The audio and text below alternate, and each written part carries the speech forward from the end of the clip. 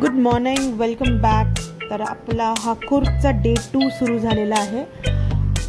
Day 2ला मी तुम्हाला दाखवते आम्ही मेडिकेरीला जिथे एअरबीएनबी ह्याच्या थ्रू आम्ही जे कुर्गमध्ये विला बुक केला होता तो विला कसा दिसतोय ते सकाळी सकाळी तुम्हाला दाखवते।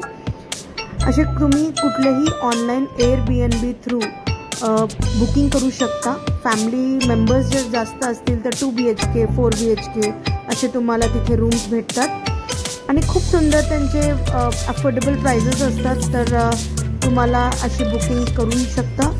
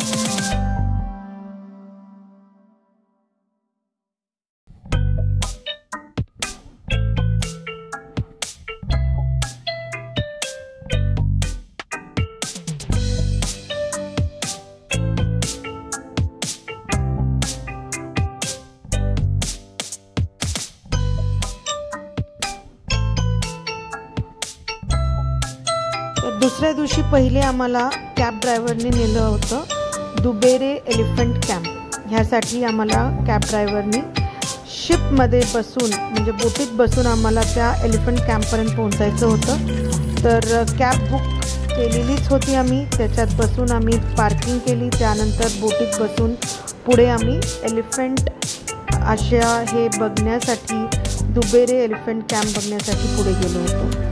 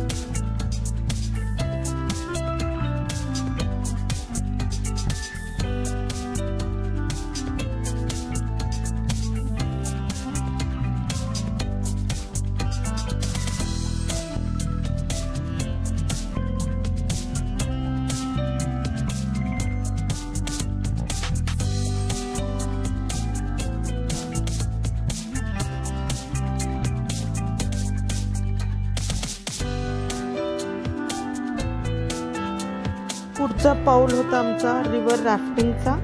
तर आता पुढे रिव्हर राफ्टिंगसाठी आम्ही निघालेलो होतो। कूर्गमध्ये खूप सुंदर रिव्हर राफ्टिंग करू शकता।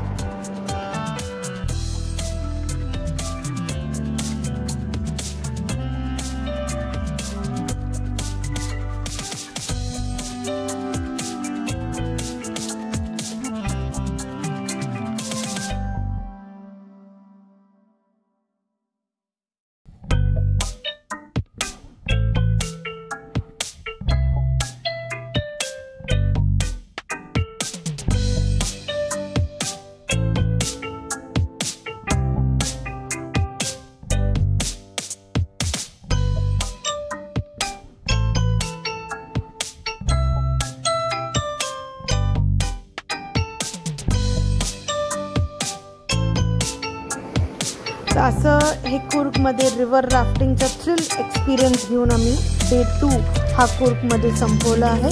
तर तुम्ही पण नक्कीच कूर्गला गेल्यावर रिव्हर राफ्टिंग हे अजिबात मिस करू नका।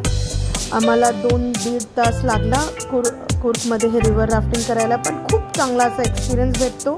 तर नक्कीच रिव्हर राफ्टिंग करायचं आपल्याला, किती वेळ लागला तरी चालेल, किती लाईन असलं तरी चालेल। So good bye, this was day 2 कूर्गसाठी। आता आम्ही तिसऱ्या दिवशी काय केलं, त्याच्या पुढे कसं गेलो हे आम्हाला कळण्यासाठी पुढचा व्हिडिओ नक्कीच बघा। थँक्यू।